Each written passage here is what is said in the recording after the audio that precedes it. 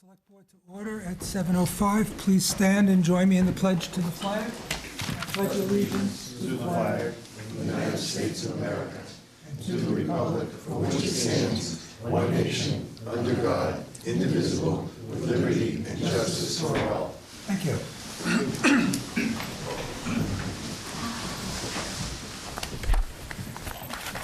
First on the agenda is approval of the minutes for November 5th. I just have one change on the last page, last paragraph, where it talks about the Affordable Housing Trust. Second sentence says the CPC representative was there as well. We have to strike that. The CPC representative wasn't appointed till after that meeting. Sorry, are we still last? Last paragraph, last page, last paragraph, second sentence. It says the CPC representative was there. Anything else on the minutes? If not, I'll accept the motion to approve. With amendment. With amendment, yes, thank you. I wasn't there, so we'll pass it on to So move. Okay, is there a second?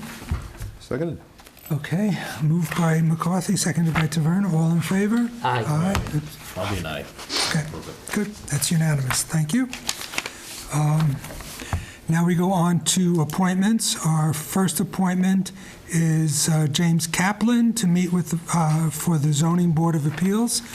Mr. Kaplan, if you want to just tell us about yourself and your interest in the ZBA? So, my name is Kaplan, native Gillian, live on Westminster Road.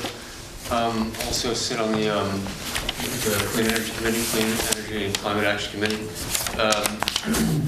I know, so the reasons for interest in the ZBA, twofold in the main. Number one, I know Tim personally, good guy, smart guy. You know, the technical aspects attract me as well. And the thing that's foremost in my mind in filling in the alternate spot is, for one thing, of course, we lost. The town still feels the loss of Pat Finn. The committee is sort of reconstituting under Mr. Paredes, smartly. If I read the situation right, the time may or may not have come for a more restrictive, less permissive ZBA, especially following the proceedings of the meeting last night here in this room, the zoning bylaw committee. I offered help with the diplomacy. So the technical aspects of it, like I said, are attractive to me, but it's all new. The diplomacy I think I can handle, so that's what I want to offer. Thank you. Any questions? Any questions? I'm not aware of what happened last night and what you were referencing. So the zoning bylaw committee, I'm new to all of this. It went on for 2 hours. I just came in to listen to how things went. Some citizens, a couple of audience members, notably, what was the name of the board? Anne-Marie. Anne-Marie. I was sitting next to Anne-Marie, and she told the story of how it took basically the whole community appearing at one of the ZBA meetings to get the ZBA to say no. Pat was a member of the community. He revered and loved everyone that he dealt with, of course, and it seems that just in the course of development, redevelopment, and maybe the influx of money as it fuels, you know, the raising and replacement of older cottages with larger structures. It falls under the ZBA to curb the enthusiasm, I guess, of the new residents versus the as they come in contact with the views, and both the views as they affect people's real estate, but the safety issues that come up as a result of filling out spaces inside, you know, closer and closer to the street. So that's the impression I get. I'll admit being new to this, but that's how it looks. Just one other That's how point. it sounded. I did attend a lot of meetings on the ZBA relative to the 40B project up in the area behind the medical center. The Rockway thing? Yeah, and I think one of the things that's interesting is, you know, there are certain restrictions, regulations. If somebody owns a piece of land and they're legally, permitted to do something, at a certain point, you have to understand that and Yes. kind of move past it, So I have a question for you. Is there, will I'm sorry. it'll become clearer to me as time progresses, but I'm just applying as an alternate. Probably won't be able to vote for moons. So I just have a question. You used the term a more restrictive ZBA and less reactive, I think you said. Can you explain what you meant by that? I think the words I meant to say were less permissive, more restrictive. Just two ways of saying the same thing. Okay. Could you explain that? Sure. I would like to make it easier for Tim and the team to say no, when they feel like they have to. Sometimes the audience in the room, the presence of a resident, sometimes it invites only the really frustrated people to come into a room to weigh in, whereas you really want the perspective. You want an even perspective.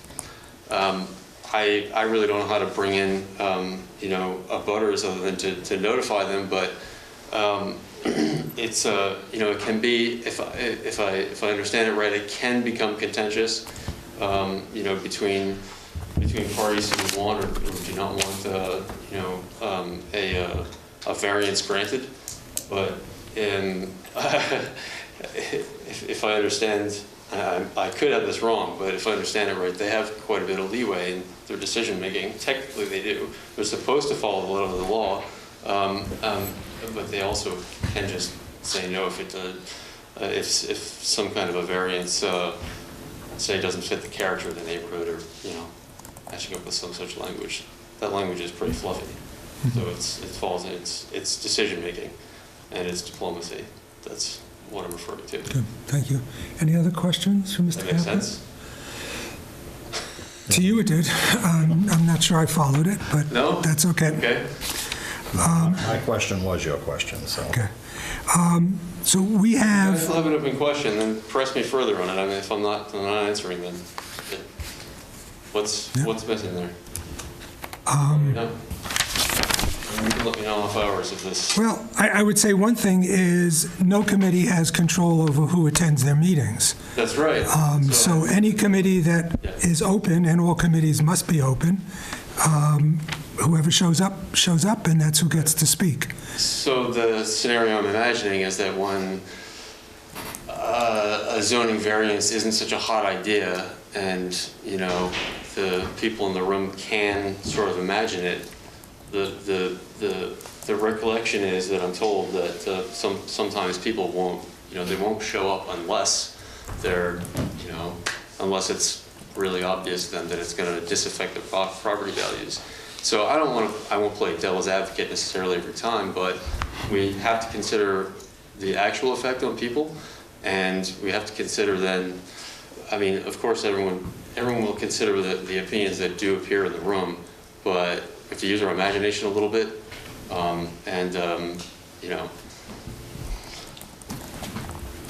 maybe imagine the opposers when they're not mad enough to show up.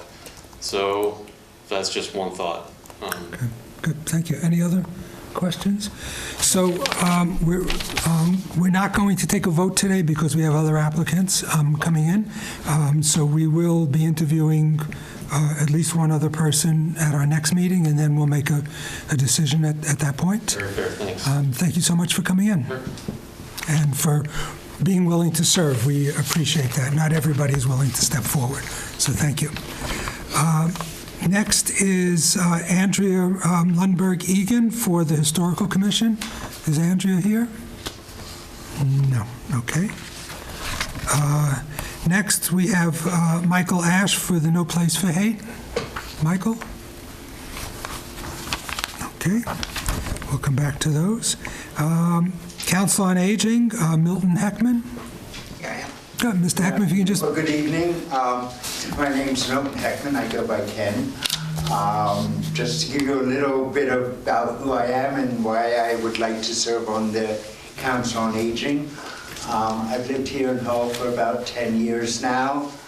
Recently retired after spending my whole career working in healthcare, and have really over the years, both through my parents and through neighbors and friends, have seen our seniors need to have people helping them and being part of it. And so I would like to volunteer to be part of looking at the needs of the seniors in our town so that they can be addressed appropriately and timely.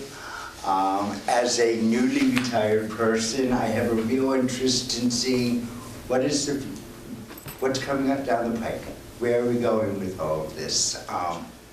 You know, an interesting thing to me is, as I've been looking at things and helping folks, there's a lot of services that are available through South Shore Elder Services, and that's wonderful, but they're located in Braintree.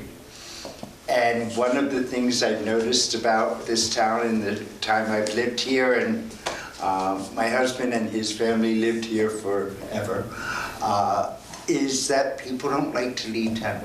So part of my hope would really be to work with the South Shore Elder Services and the Senior Center here to see how can we bring some of those services more locally to serve our aging community. Great. Any questions, Thank you. concerns? Any questions for Mr. Heckman?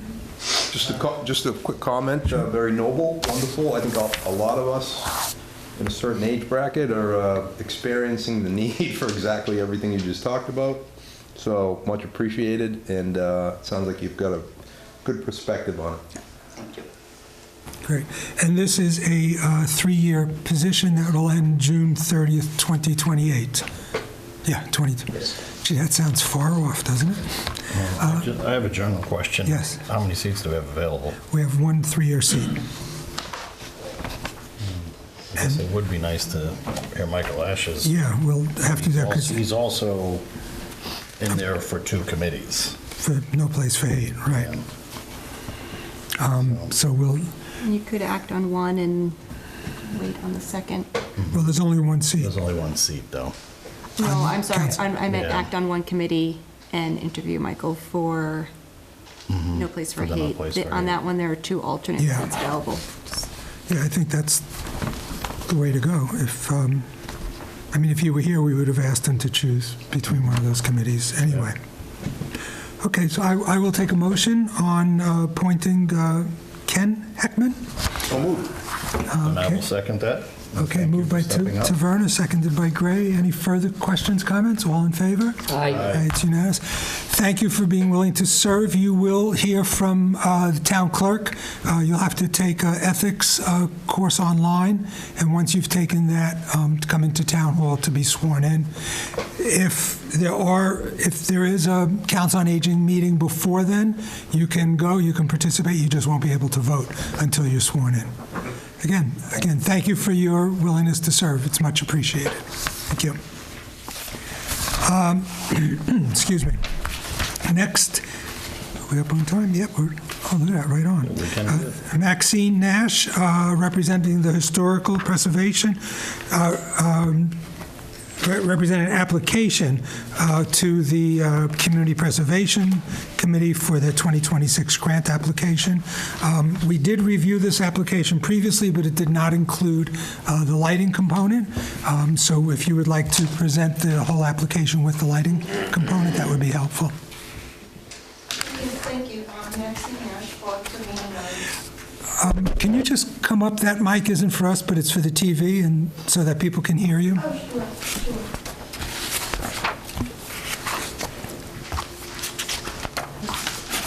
Thank you. So the type of lighting that we are looking at is the dusk to dawn lighting placed in the Fort Revere in the fort area only. Along the perimeter of the hillside in the fort down below, the lights will be no higher than the edge of the hilltop, so there'd be no disturbance to neighbors. They're also designed with dark sky lighting to avoid any disturbance as well. The light would just shine down to light up those walkways. They would also blend in with the historic atmosphere of the property. The small kind of poles. The nighttime lighting would also aid the ongoing police details up at the fort. Their efforts to curb vandalism is ongoing. So when we speak of vandalism, it's not limited to just graffiti, it's also damage to the structures at the fort. So this project would be a great solution for these ongoing issues. It would give a cleaner, more welcoming atmosphere at the park. During the day, the neighborhood would feel safer at nighttime with the lighting, and it would be a first step in the preservation of these fort structures. So we do thank you for considering the opportunity to start the process of improvements at the fort. That was the lighting section. Did you say that you were looking for the whole application? Well, you presented the first half before. If you can just give a brief description about the other part of it for folks that might not be The familiar. other part is also at the hilltop, edge of the hilltop at the where the forts are located. A small safety fence to provide safety for visitors, and people at events sometimes put their seating up on top of that hill, so that would be another safety feature as well. It would not be a high fence, it would be less than 4 feet high, I believe, and that would also have a historic design. And along with that would be landscaping of the fort, just to clear not only the water views, but the views of the structures as well. And the stage area's views would be more open for people sitting up on top of the hill and watching. And it would just restore the original landscape as well. Great, thank you.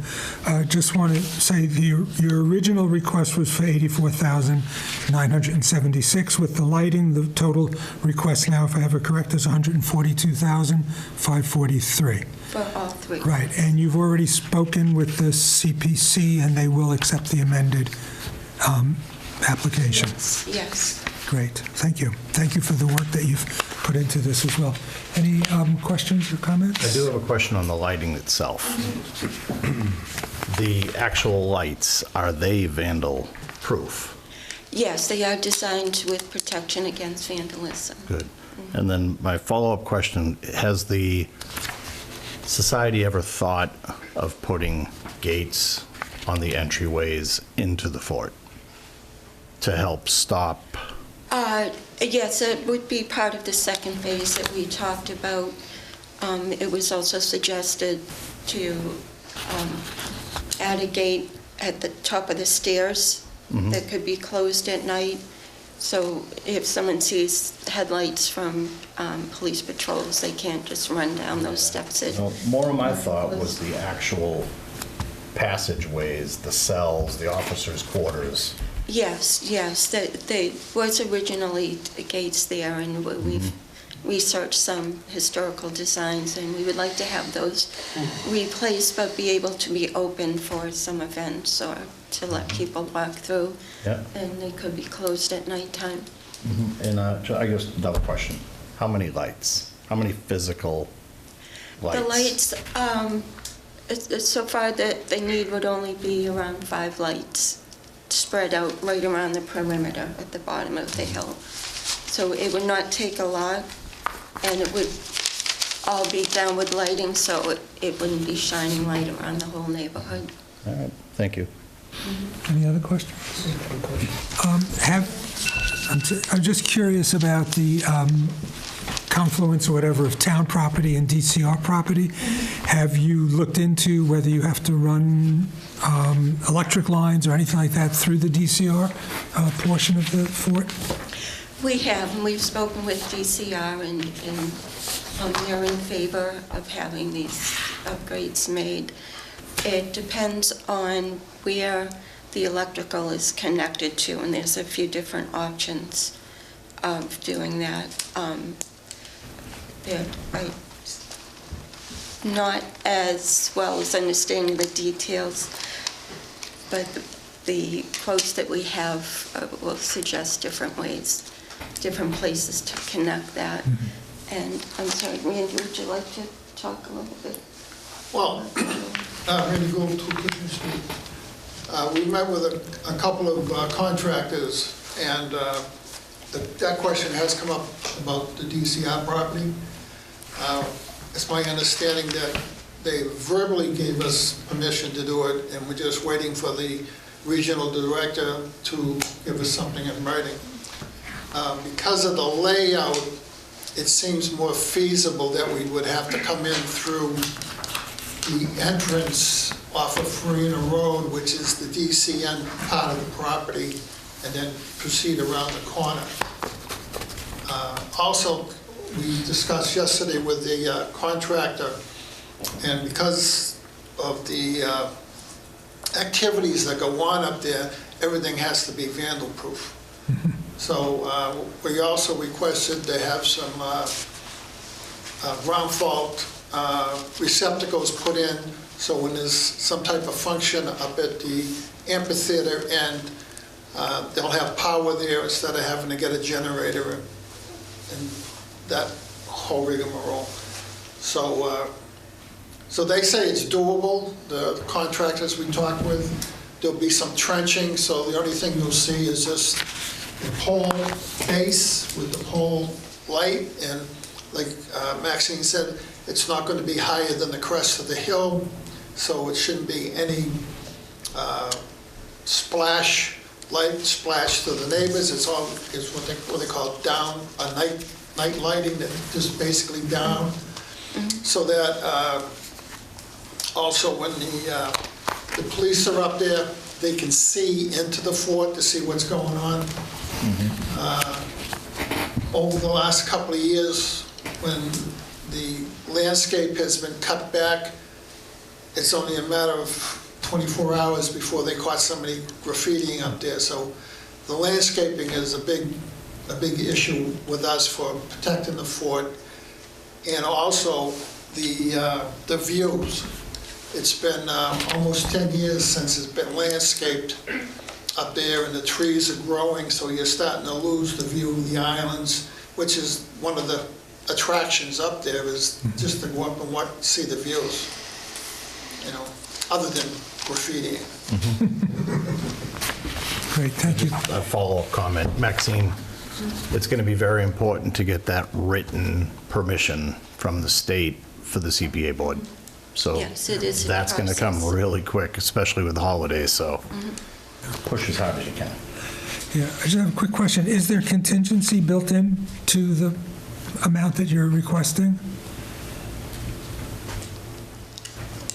I'm not sure. for cost overruns or anything of that sort? Yes, there is a bit, yes. There is contingency. Great, okay, thank you. Jen, you had a question before? No, I just want to reiterate, my main question was whether or not there's been permission from DCR, and if any of the locations of the lighting or the electrical would be located on DCR property. So we'll also need permission sign-off from DCR for the project. And then just about the quotes, how many, do these, I don't think that we have the actual estimate that we received, the quote from the contractor. Are these numbers from one contractor? Are they from multiple? I think Randy mentioned 3. That is actually from one, and we do have others that are on the way to us.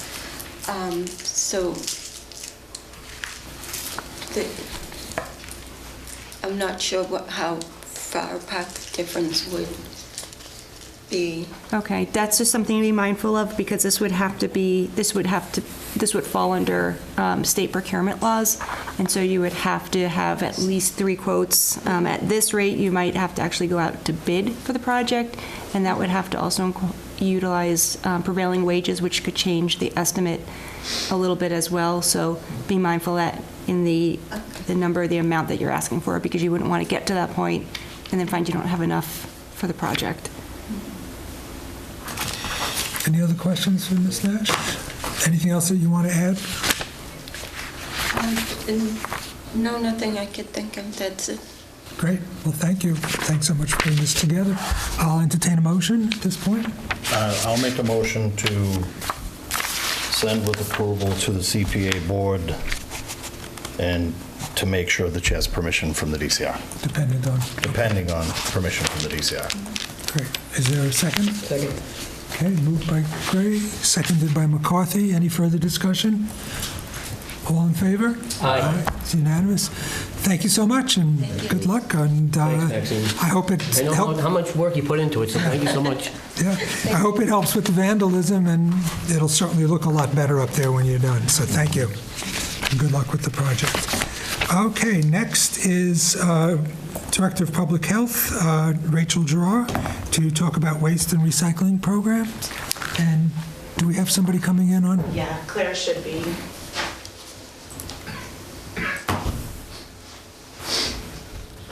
Hello. In the meantime, do you want to introduce your staff, Rachel? Sure. Do I have to be at the microphone? No, No, you don't have could to. sit also. My name is Rachel. I work with the Board of Health, and this is Max. He's newly with the Board of Health, and he's been wonderful. So he came tonight. We've been working hard to come before you guys tonight to have a lot of information. And Claire, the director of the South Shore Recycling Cooperative, was going to join us via Zoom to answer questions as well. Oh, somebody's zooming in on you, Jerry.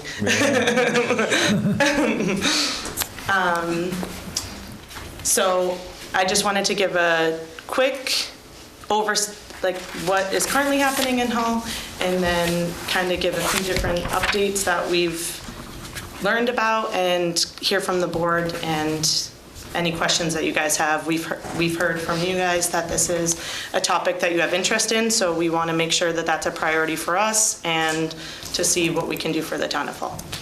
So currently, the town of Hull, the way that the trash structure works is we have 2 residential private haulers that residents contract with on a private basis. We permit the haulers annually, and what that looks like is they send in an application and a fee for their trucks, and we then permit them to do business in Hull. We are not in charge of any fees associated with the service or anything outside of the permitting and allowing them to do business in Hull. Currently, from what we understand, the fees range somewhere from $48 to $70 a month for residents. So we asked both Waste Management and Star Waste to give us a list of residential households that they service and what services they provide, and they do that every year for us. So this year, we received that list. We went through that list to be able to see how many households are utilizing curbside pickup through our 2 residential haulers, and we estimate it to be somewhere between 1,500 and 2,000 households in Hull. We currently have 3,500 single-family households, and we have a few, I think it's like 45 or 50 two-family households that can utilize curbside pickup in Hull. That being said, that means that there's a large population of people who aren't utilizing or using curbside pickup because they found other means or ways to dispose of their trash or recycling. We obviously can't capture all of that data, but we've heard from residents that people are, sharing with their neighbor, maybe bringing trash to work. Our summer residents are certainly bringing their trash home to the towns that they live in. Maybe if they visit for the weekend, these are things that we've heard. I don't know all the ins and outs of exactly where it's going, but these are the things that we know. That being said, Hull has limited options, but we do have options. And our plan is, and our hope is to hold a few public meetings in the new year, hear from town residents to see where we might want to head or what ideas we want to entertain, and go from there. We have been speaking with Cohasset, and there are opportunities to utilize their transfer station, so that would be very beneficial for Hull. And again, we have other options. I don't want to discuss them all at this meeting because I would rather hear what we think is important and see which options we should entertain. Me and Claire, the director from the South Shore Recycling Cooperative, have spoken, multiple times on this occasion. Or this issue. We spoke for 2 hours on Monday just to go over more ideas. We've been, talked to other towns. So I have brought it before the South Shore Recycling Cooperative. So we have options. They are few. I don't think it'll save us a lot of money, but if there's potential to save money for our residents, I certainly will do my best to find those options and bring them to us. But any idea or thing that we do have would go before town meeting for a vote before we move forward, because we want to make sure it's beneficial to all our residents. Right now, the structure that we have does work for our purposes. Moving forward, if we do change our structure, we just need to be very mindful that that could change the structure of how we utilize, or how we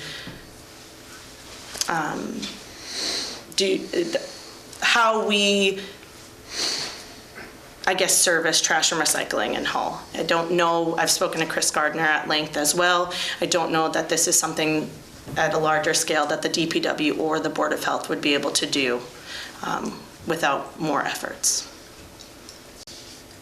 I was just going to add, I've never seen Rachel at a loss for words, just as a side note. I do like to talk. Please continue.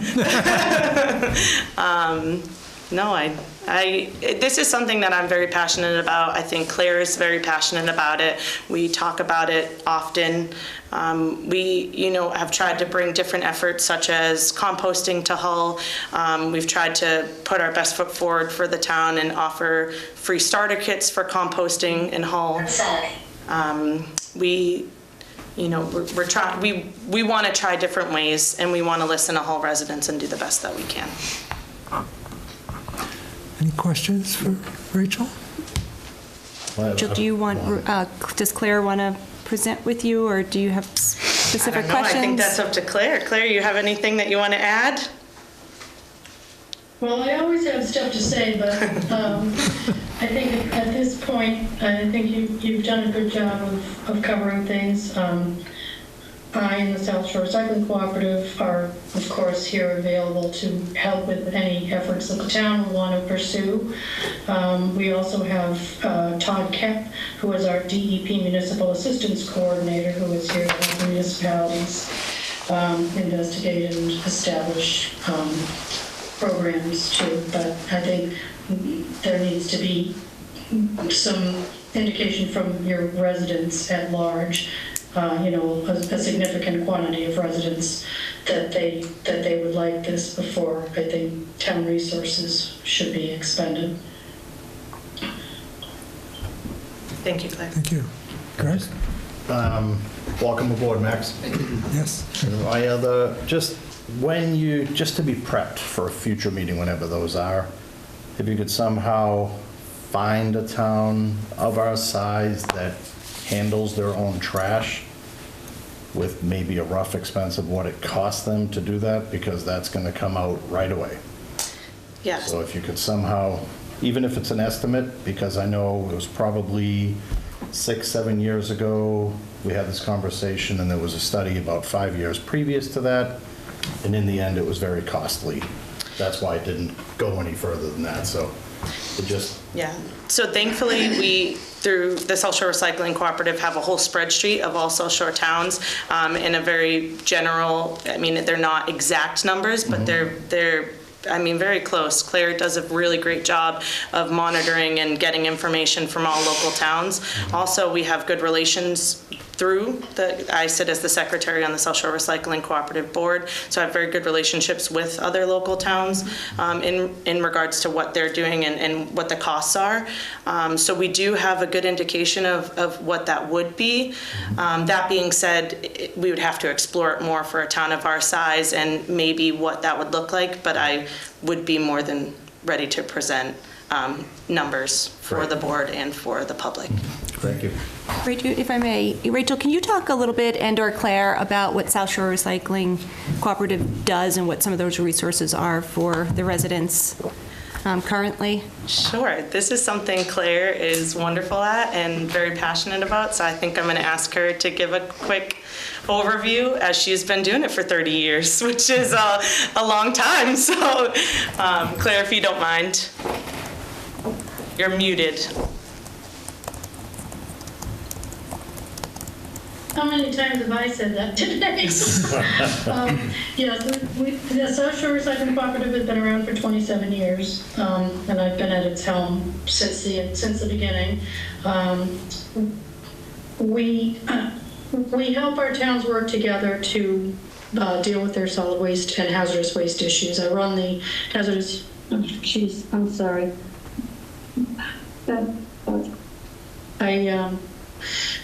We run the hazardous waste program for our towns, where each town has to host one or co-host one event a year, and then all the residents can go to everybody else's events. That's 12 events a year, and go away. So that's kind of our core service. But I also am, full-time with trash and recycling, so I'm always paying attention to big picture stuff, who the vendors are, what the trends are. We do bidding. We were just put out a bid for compost management, or just about to put out a bid for it. We convene meetings every 6 weeks among our towns, which are well attended. We usually have anywhere from 10 to 14 towns, the solid waste managers present. We do a newsletter. I do advocacy at the state level because, with the town end, we're dealing with problems at the end of the pipeline. People are throwing this, that, and the other thing away. We don't have much control over that, so I'm trying to work with DEP and the legislature at the producer end, because that's, the stuff that they're putting on the market is what ends up in our trash. So I spend a bit of time on that. So, I advise our towns on contracting and just keep everybody in the loop about what the best practices are. We can share each other's experiences. So I think that's, in the nutshell, what we do. And we're here to help all of our towns with whatever issues come up regarding solid waste. Great, thank you. So, does that answer your question? Thank you. I have two quick questions. You mentioned a possibility of using the Cohasset transfer station. So that would mean people from Hull driving to the Cohasset transfer station with their individual garbage. Yes. So that could be, and recycling, and so it could be a lot of cars going back and forth between Hull and the transfer station. Technically, yes. Uh-huh. Technically, yes. And we don't have a big picture idea of what residents would want to utilize that service. As you said, you would be using your personal vehicle to put your trash and recyclables in, to drive from Hull to Cohasset to utilize their transfer station. Although it certainly would service a population of Hull residents, and that would be wonderful, it might not be the solution to all of our problems. Right, for sure. No, they're only talking about opening it to, a few hundred. And, starting out small and seeing how it goes. So, So I can Thank you. provide some additional details on that. Cohasset is looking to pilot opening their recycling transfer station to 100 non-residents. The cost, it would be $300 a year. You would have to purchase your own bags, small bags, trash can size bags would be $2. 30 or 32 gallon bags would be $5. You would have to transport your bags to Cohasset. That's 100 not Hull residents necessarily, but 100 non-Cohasset residents. And if all goes well and they're able to sustain that both staff-wise and it's not problematic, they are looking to open it up to an additional 100 residents. I don't want to get ahead of them. I think they're looking to do that in January. So if that, once we have confirmation that that is a firm possibility, we expect it to be, we'll keep the community posted. Great, thank you. And I had another question, and I don't even know if you have an answer to this. So with the private quarters, folks that pay for recycling, how much of that actually gets, or does any of that get recycled? Claire?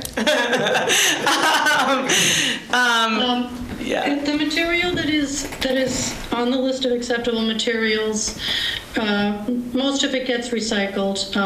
The problem with the single stream system is that people throw in everything but the kitchen sink. Sometimes they even throw the kitchen sink in.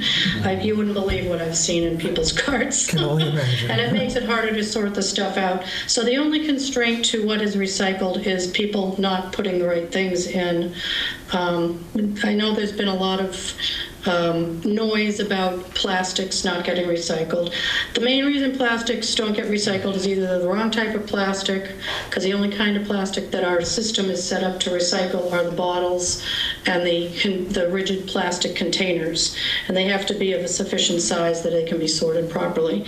So the only limitations are that and how much non-recyclable material is making it more difficult to sort out the good stuff. As far as markets go, the highest value materials in the recycling stream are the plastics and aluminum. They're kind of carrying the other stuff. The paper, the glass, those are very low value items. Glass is actually a cost. So the glass in a single stream does not get recycled into bottle glass. It gets crushed and put into fill, like gravel. It's amending gravel for construction projects because it's too dirty to make it into bottles. The only glass that's made into bottles is source separated glass, such as they do in Cohasset, where they don't mix all the recyclables in one container, and the bottle bill glass. The other stuff, yes, it does get recycled. It would make no sense at all for the recyclers to be paying the towns or crediting the towns for the value of materials if they're just ending up in the trash. And so we have a couple of articles, a few articles on our website about that. There's been a lot of misinformation put out about, is your recycling actually recycled? Yes, it is the short answer. So, okay. Great, thank you. Any other questions from the board? Yes, I really appreciate this issue coming up. I've mentioned it many times over the years. And again, I used Hingham as an example. I did live in Hingham for about 18 years. And the way the transfer station runs there, you go in, first of all, there's very good arguments on both sides to this. I'm just going to tell you about my experience and why it was good. It's not for everybody. I understand there's elderly people that need trash pickup. There are commercial restaurants, commercial businesses that aren't going to be able to haul their own trash away. So we're still going to have to have a truck, but it's going to be much minimized. But basically what happens is you make this part of your weekly chores.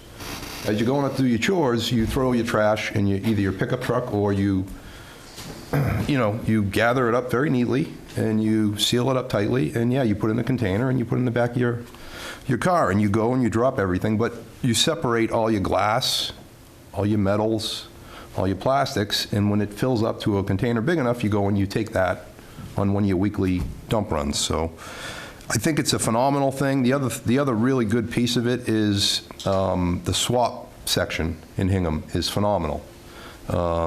People's trash is very valuable for a lot of other people that might need it. So there's a big section set up, and after a few days, I think the dump's open Thursday through Sunday, whatever's left over is thrown in the dumpster and is thrown away with debris. But to me, starting with at least a recycling station that Hull controlled would be a really good thing. Again, I can see arguments on both sides. A transfer station would be great, but I think we have real estate issues for sure. I have spoken to somebody that's in that business, and there are a tremendous amount of issues. Location-wise, neighbors, rats, even though they're sealed containers, he highlighted this as a major issue, and so you'd probably be taking some houses by eminent domain if you wanted to do it in a certain area. If you could find one in Hull that would work, like up by the old landfill. But the idea would be, again, you would have large containers, very large that would go out, big trucks, once every 2-3 weeks, 4 weeks maybe, when it's full of trash. But then you would also have recycling sections of all these different things that I just mentioned. So again, I'm happy to hear it's going to go to public discussion. I think it's valuable, and I'm interested to hear what the people say. So. Sure. And we have definitely, we've spoken about that, me and Claire have spoken that idea at, endless times, and me and Chris Gardner as well. Although it could potentially be an opportunity for Hull, the problem with that is we can't do anything on the capped landfill, so we cannot put any structures there. So although that is a space to utilize, I don't know at what length or what level we can utilize that space. And then additionally, it would be another, part of our budget that would be increased significantly just for the equipment, staffing, and putting a building there for staff to be able to be present. So it's not something we couldn't do, it's just something the town has to be willing to do. And I do think if we were gonna do that, we would probably have to bond out a significant amount of money to start it. And then from there, it just depends on how much the residents utilize it, because we see a lot of other local towns, unfortunately right now, that are in the deficit with their transfer stations because they aren't getting enough revenue to maintain. And that is what we're seeing in Cohasset and other places right now, where they are trying to, their towns are grappling, trying to figure out how to maintain their transfer stations, because the structure that might have worked 10 years ago is not effective today, and it may not be effective 10 years from now, as we see other states and countries don't want our trash anymore. So I think it is certainly a viable option that we do want to entertain. I just don't know at what level Hull will be able to do both trash, recycling, and any bulk waste or bulk item pickup. Yeah, it's a fair point. And again, we're real estate, we have some major issues for this. But rough numbers wise, I mentioned earlier, we have 4,000 households in Hull. Rough estimate, people spend $1,000 a year, 4 million. You discussed numbers earlier, it's 2,000 people, 1,500 to 2,000. Approximately. That pay for trash pickup. So that's about $2 million a year at the most. So you're right, the numbers have to be looked at. It has to be studied before you go and make, plus the major investment to create the structure, buy all the equipment. Sure. Now you have to staff it. So you got to really do an engineering analysis of the whole thing and at the see what all very the costs are. minimum, with loose numbers, it would be approximately an additional $500,000 to our current budget, if not $1 million. Our DPW's operating budget is approximately 1.2, I believe, and it would take, at the minimum, I would think 4 to 5 staff members to staff a proper trash and recycling transfer station. So I think we're looking at adding an additional $500,000 to $1 million just for very general operating. So I think we're talking about a project that could be, millions to start, and then to maintain potentially $1 million additional to our budget a year. So although I think it's not something we should not look into, I just think it's a big ask of our residents, so we just want to make sure that that's of everyone's interests. Great. So hopefully those public meetings could capture a sense of that. Great. Other questions from the board? No, okay. Sir? I just want to know if you would be willing to explain, like on 5, the basic economic changes that have, made these things less viable in certain towns or, municipalities, countries, whatever. Sure. What's changed in the past, recent past? Sure. So from what I understand from all the information that I've learned recently is, historically, Massachusetts has shipped our trash out to other states and other countries. There's not a lot of landfill area in Massachusetts, as a whole. So lots of times our trash will go to other states such as, examples could be Alabama, other places that have larger areas of land that they can, take our trash in and do what needs to be done with it. Unfortunately, other states are not as willing to take our trash anymore, because there's only so much that you can do with trash and recycling before you no longer have the space to put the trash and recycling, or the resources to take the trash and recycling, as Claire said. Even fruit containers, unfortunately, are not recyclable in the state of Massachusetts in your regular trash, and Claire might be able to correct me on that, but it depends.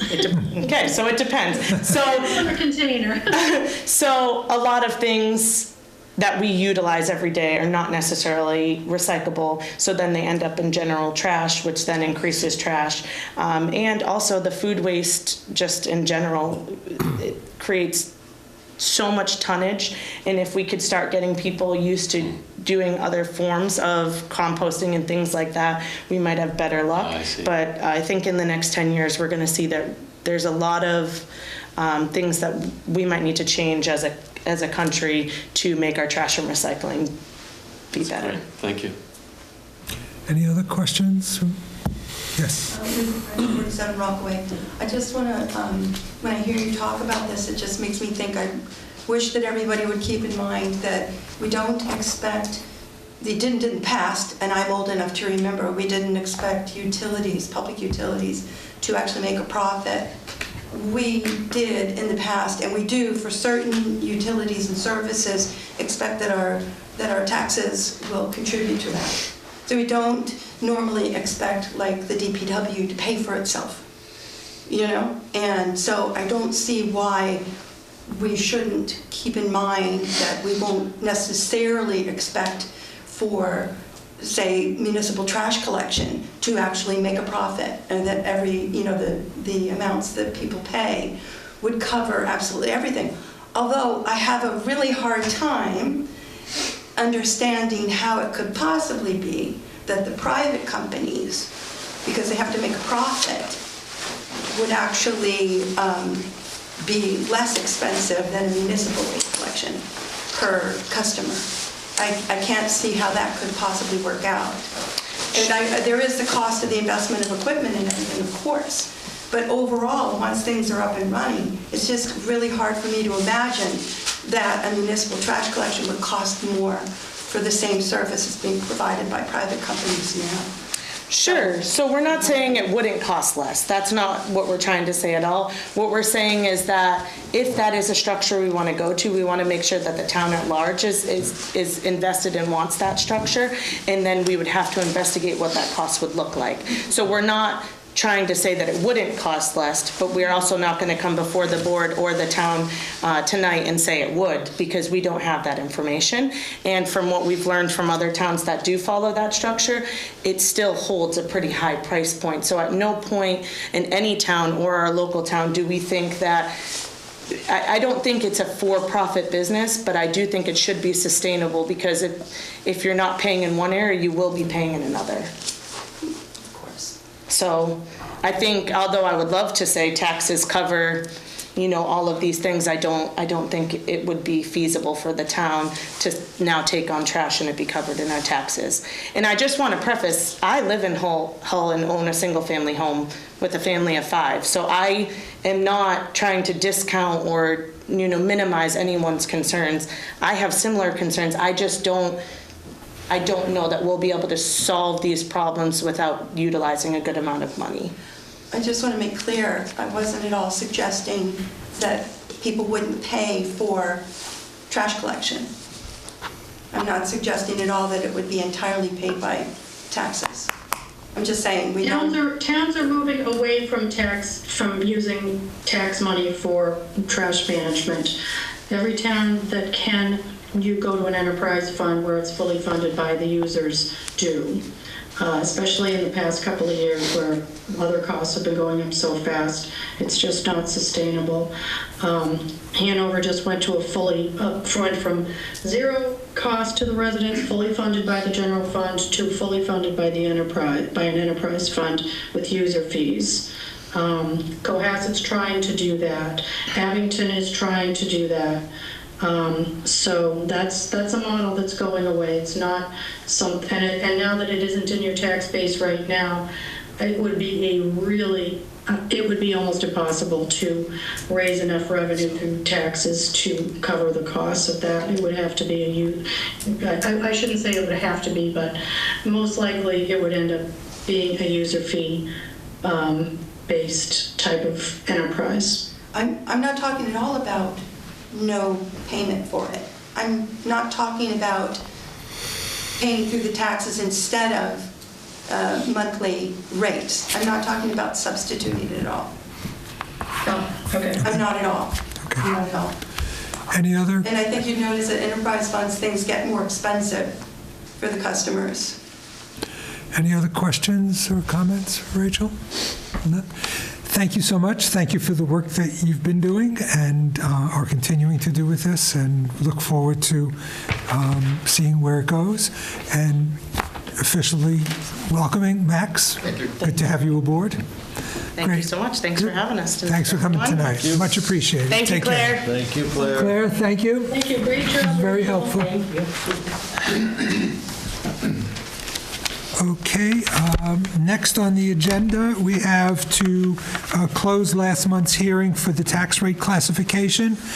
We couldn't close it last time, we had to wait for approval. Having received that approval, we can now close the hearing. I'll accept a motion to close. Do we have a second? Second. Okay, moved by Gray, seconded by McCarthy. Any further discussion? All in favor? Aye. Aye, great. The hearing is officially closed. Next, we have for Nantasket, Mihar LLC, doing business as Nantasket Liquor, renewal with an amendment to change the hours of operation. The manager for Nantasket Liquor is Kiradeep Kalir, and we have an application for renewal with a change of hours. Let me just take a quick look at that. They're looking to be open from 9 a.m. to 11 p.m. Monday through Saturday, and 10 a.m. to 11 p.m. on Sunday. Motion to approve? Is there a second? So just a quick question, what was the original? Do we know that? The original hours were 8 a.m., so it's moving back an hour. And on Sunday, it's remaining the same. Yep. So Monday through Saturday, it was 8 a.m. Oh, wait, No, that's another one. Oh, I'm sorry, wrong one. Do we know what the hours were? It doesn't show it on the application. Thank you. Going off memory, I think they were open earlier. But I can't be sure. Just a point of information. I'll second Greg's motion. Okay. Do you want to wait for the answer to that before voting? I'm going to second it anyway, so. Okay.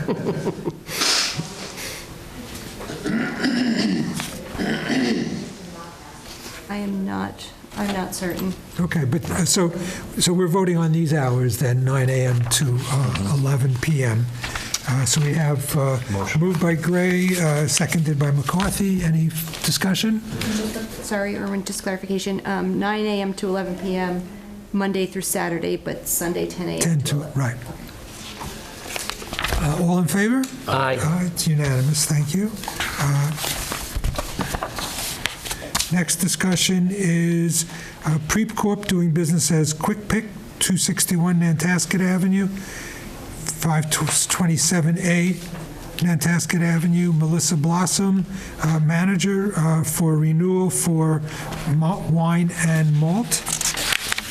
And those hours were, I'll make a motion, but those hours were 8 to 11 Monday through Saturday, and 10 to 11 on Sunday. Right. And I'll make that motion for renewal. Great. Second? Well, second. Okay, moved by Gray, seconded by McCarthy. Any discussion? Nope. Seeing none, all in favor? Aye. It's unanimous, thank you. And we have a common vic application for Placido and Gaetano Treviso, doing business as Nantasket Seafood, 533B Nantasket Avenue. We don't have the application here. No, but it's just a common vic renewal. And we have something else in here that's not on our agenda. I don't know if you're seeing that. What's that? This. That's not on I just saw the it. agenda, but It's just a note, huh? I mean, this is just a renewal. So no changes? Right. Okay. I'll make a motion. Okay, moved by Gray, second McCarthy. All in favor? Aye. Aye. It passes unanimously. And then by chance, did you read that last time, or? Because it's not on our agenda, but it's in our packet. No, I will check on that, but if it's not on the agenda. Just leave it for the next time.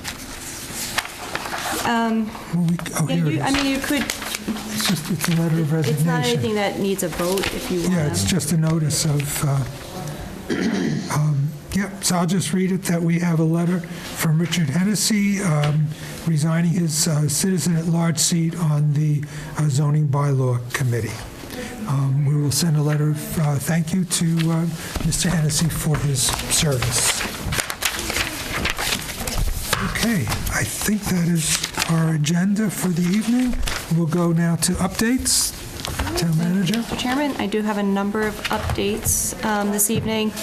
So one, I just want to start off by thanking staff, particularly DPW, the fire and police departments, for spending time on their Thanksgiving for yet another successful evening of the bonfire. And then I wanted to, well, let me do these a little bit out of order.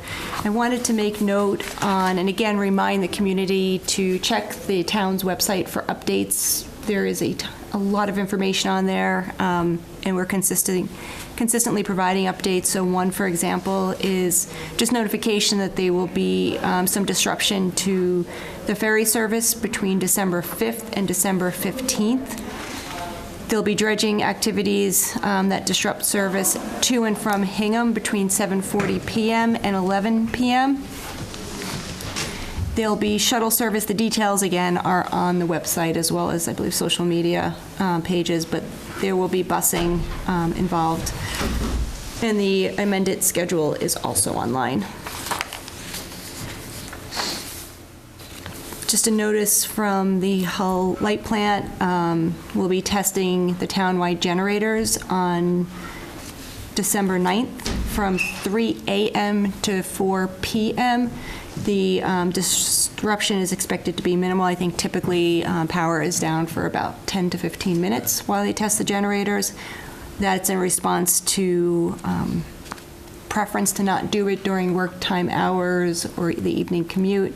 So please have backup alarms or your phones set because that will happen from 3 a.m. to 4 a.m. What was the date? Sorry. December 9th. Thanks. Also, we are holding a public meeting, just public informational session relative to the Manamet and Samoset roadway improvements. That will be Wednesday, December 10th from 7 p.m. to 7 p.m. to 9 p.m. at the high school exhibition room. And there is also, to encourage people to attend and make it a little more accessible, the National Honor Society from the high school is offering free babysitting at the high school during that time period from 7 p.m. to 9 p.m. If you plan to utilize that service, please reach out to Renee Kiley. The information is also on the town website. She just needs to know that you'll be utilizing the service and how many children and their ages will be watched. The winter parking ban is also in effect from currently to March 31st, 2026.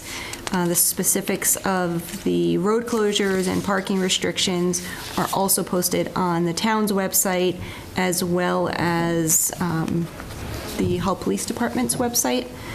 And the avenues that are affected, or the streets that are affected, are Nantasket Avenue, Atlantic Avenue, Spring Street, and Main Street. Again, the details can be found on the website.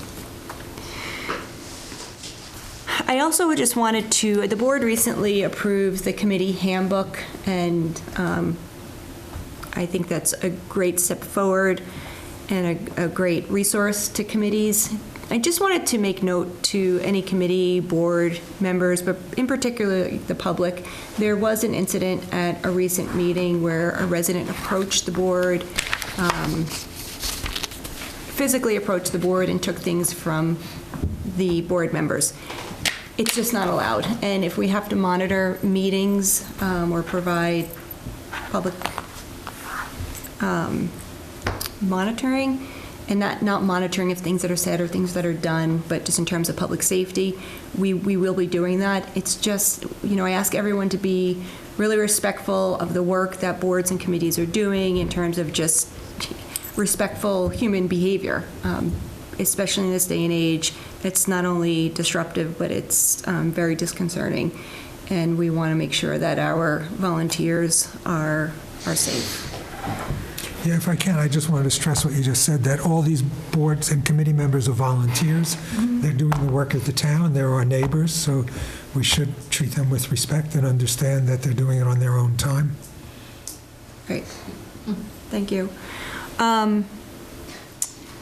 Crescent Beach cleanup, I know there was a question about that. We had residents of that neighborhood that have been asking for beach cleanup, and we've been communicating with them throughout the summer.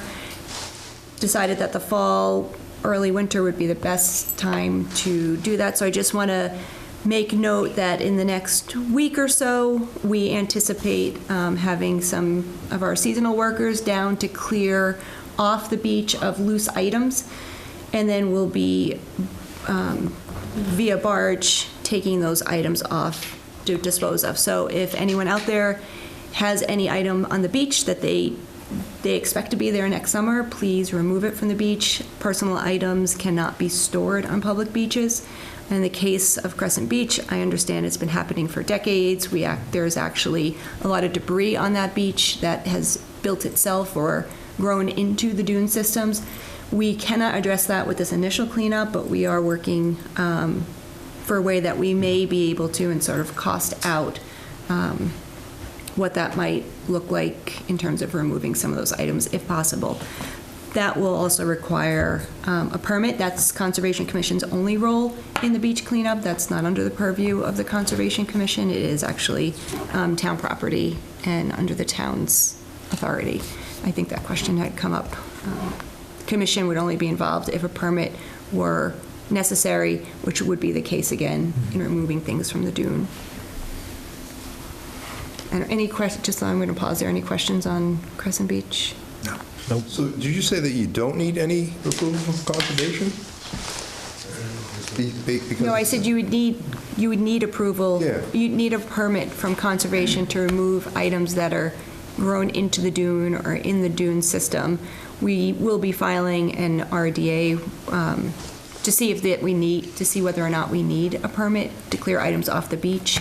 I don't believe that will be the case, but that's part of the process. But once it's in the dunes, you'll need a permit. The loose items kind of scattered along the beach are a different situation. Susie, do you have a question about Crescent Beach? Yeah, Camellia Block, 77 Point Alton Avenue. Where is Crescent Beach? Crescent Beach is, how would I say, it's past Gun Rock, I guess. Would that be the best way? Cohasset line. Yep. Yeah. If you follow the seawall, It's by Green Hill, just So before it's- Green Hill. It's only accessible through a stairway down Okay, so to the I know beach. exactly where it is. Okay. Yeah, and that's the other complication, actually, thanks for asking that question. That's the other complication, is we can't get machinery down there to remove. Right. And so it's a cost to bring a barge to the location to get the workers that are able to remove and pile that stuff and get it into the barge so it could be taken off. So it's not a straightforward cleanup like we'd have on North Nantasket Beach. Yeah, and I think it's just good to add that there are a lot of abandoned boats and parts of boats. kayaks. Anything you could think of on the beach, and some of it is, a lot of it has been there so long it's inserted itself into the dunes and will be very difficult to remove. Aren't there lots of boats on the beach that's in between Pemberton and the Coast Guard? I've always wondered. Those are the Life-Saving Museum. Are you referring to the Life-Saving? No, they're people's private kayaks and stuff. Oh, no, but these are, No, but what These are I'm abandoned. saying is they're left there, and you stated that people shouldn't leave. I've always walked by there wondering, why can't the town make money off that? Because I know one of the people that leaves their boat there, she's from Cohasset. But Where exactly? it's the part of the beach where the... From the Dust Bowl to the restaurant. Where the bar is. Like you walk right on that wall to get to the boat. And there's all these little Coast Guard boats Beach. lined up. And some of them have, like, I don't know. I don't walk that way as much as I used to since the construction on the seawall. But, yeah, I and don't they're know. left there all year hasn't- round. Yeah, it hasn't been brought to our attention. I know it was an issue in the past down at A Street, and we were able to address that at that point in time because it was Yeah. an issue. Some of the additional things that we'll be doing at Crescent Beach is putting up signage, and maybe we'll just cover all the beach locations to, I'm not asking for more signs. No, no more signs. I understand, we have to notify people I'm somehow to offering some say. levity here. Yeah. Okay, Thank you. continue, please. You're welcome. Jones Park Playground is open. Benches and tables will be installed in December. The basketball court will be in the spring to allow things to grow People properly. should take a look at it. It really looks great. That came out Yeah. beautiful. They did a great job. Let's see. We do have a DCR working group meeting tomorrow where DCR will be presenting Phase 2 of their Parkways Climate Change and Vulnerability Assessment and Adaptation Strategies. So I look forward to bringing that information back to the board from that meeting. I think those are most of the town-related items. I wanted to talk about a couple of seasonal town-related items. One, just a reminder that there is the Adopt a Lamppost program out, so if you're interested, if you have already contributed, thank you. The town is already lit up beautifully, but please continue to support that program. The other matter I wanted to address was the lobster trap tree down at Mariners Park. I want to applaud, and I did have a conversation with one of the initiators of this project. I want to applaud the volunteers for the job they did down there and for bringing that asset and resource to the community during the holidays. It seems to have grown over the past, I think this is the third year that it's there. This year, it did include a feature that neither the town, or my understanding, nor Park and Recreation were aware of, and that was entrance into the trap tree, which from the building commissioner's perspective, my perspective, the town's perspective, could pose a potential liability. And for the safety of any child, family, individual that enters that structure, we did request that the closing be closed off. I did, as I mentioned, had a conversation with the individual who is largely responsible for the project, and in the future, we could look to see if there's a way to make that a feature of the trap tree. Other communities do have entrances in, but we've done some research since asking that it be closed, and those communities do require a permit for the structure, some engineering work on it. If you think about it, you know, nobody's trying to be a Scrooge, nobody's trying to put a damper on it. Like I said, everyone is very appreciative of the efforts. The trap tree itself, it's a great addition to town, but first and foremost is safety. And we, as a town, would be liable, God forbid, anything ever happened, and we're even less worried about the liability and more so the safety of anyone in or around that tree. Last year, the tree in a big storm did actually, some of the traps did actually shift. I understand they structured it a little differently this year, so hopefully we won't have that incident, but that's just, that was a consideration that went into our decision. I'm happy to answer any questions about it, but those are the facts, those are the rationale and reasons for closing off the entrance. Jerry? So, yeah, this is something I can't agree with you more. I just completed OSHA 30, which is 30 classroom hours of OSHA training with a certified OSHA instructor and all that stuff. And you spend a lot of time watching videos of horrible construction accidents and all this kind of stuff. And as we're taking the class over the last month, I was doing it part-time, nights, couple Saturdays, multiple incidents in Boston with people not going home to their families. So that's the perspective I see this as, and it's a very simple answer, I think. The solution is, you mentioned a structural engineer. You have to get a stamp from a structural engineer. They might need to put metal clamps or cables, but that has to be determined by a structural engineer, so that, like you said, a little kid goes in there and, you know, they come out safely. So couldn't agree more. And we just saw a fantastic news piece I forwarded to the board. I think it's Jonathan Hall from Channel 7 did, and the building commissioner from the town of Hull, very, very well spoken, well represented the town and the position on this thing, so fantastic. Anything else? That's all I have. All Thank set. you. Thank you. Greg? I have no updates, but I guess I have a question for our town manager. Can you give me, only because I saw a post and I saw a letter to the editor in the Hull Times recently, some factual information about the public records request that's been spoken about? So that was a records request that came from a sitting light plant member that was denied, and it was denied for 3 reasons. The individual appealed the town's decision to the Secretary of State. The Secretary of State found that the town had made the proper decision on 2 out of the 3 matters. The 3rd matter, they just needed additional information. It was a little more content-specific to a utility. After counsel from the Secretary of State had a conversation with staff about, and others about the request and to better understand the nature of it, we actually just received the 2nd determination that, in fact, the town's denial for that information for proprietary reasons was founded. The original 2 denials were because the request had asked for a public records request. You can ask for any public records document that is in existence. You can't ask, a public record is not something that needs to be compiled or a report to be put together, and that was in large part the reason for, it just didn't exist as it was requested. Thank you. Yeah, thank you. I think it's important to hear that. Yeah, it is, yes, thank you for asking. You're welcome. Anything else, Greg? Nope, good.